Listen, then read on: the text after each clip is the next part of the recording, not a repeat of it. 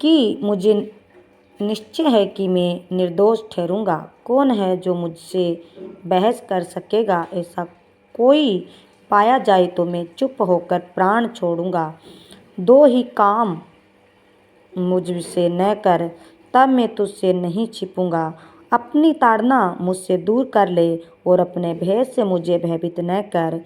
तब मैं तेरे बोलने पर मैं बोलूँगा और नहीं तो मैं प्रश्न करूँगा और तू मुझे उत्तर दे। मुझसे कितने अधर्म के काम और पाप हुए हैं, मेरे अपराध और पाप मुझे बता दे। तू किस कारण अपना मुंह फेर लेता है और मुझे अपना प्राण शत्रु गिनता है? क्या तू उड़ते हुए पत्ते को भी कंपाएगा और सूखे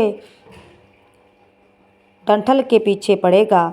तू मेरे लिए कठिन दुखों की आज्ञा देता है और मेरी जवानी के अधर्म का फल मुझे भुगताता है। तू मेरे पाँव को कांठ में ठोकता है और मेरी सारी चाल चलन देखता रहता है।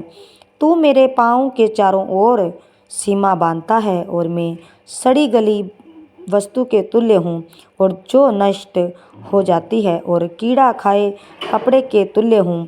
मनुष्य जो स्त्री से उत्पन्न हुआ होता है वह थोड़े दिनों का और दुख से भरा रहता है। वह फूल के समान खिलता फिर तोड़ा जाता है। वह छाया की रीति पर ढल जाता है और कहीं ठहरता नहीं। फिर क्या तू ऐसे पर दृष्टि लगाता है? क्या तू मुझे अपने साथ कचहरी में घसीटता है? अद्भुत वस्तु से शुद्ध वस्तु को कौन निकाल अशुद्ध वस्तु से शुद्ध वस्तु को कौन निकाल सकता है?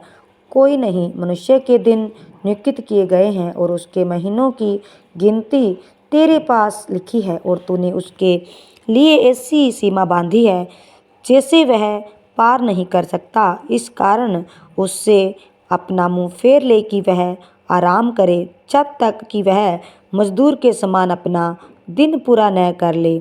और वृक्ष के लिए तो आशा रहती है कि चाहे वह काट डाला भी जाए तो भी फिर अपने पनपेगा और उससे नरम नरम डालियाँ निकलती ही रहेगी। चाहे उसकी जड़ भूमि में पुरानी भी हो जाए और उसका ठंठ मुट्ठी मिट्टी में सूख जाए तो भी वर्षा की गंधक पाकर फिर वह फिर पनपेगा और पौधे के समान उससे शाखाएं फूटेगी। परंतु मनुष्य मर जाता है और पड़ा रहता है और जब उसका प्राण छूट गया तब वह कहाँ रहा? जैसे नील नदी का जल घट जाता है और जैसे महानंद का जल सूखते सूखते सूख जाता है, वैसे मनुष्य लौट जाता है और फिर नहीं उठता।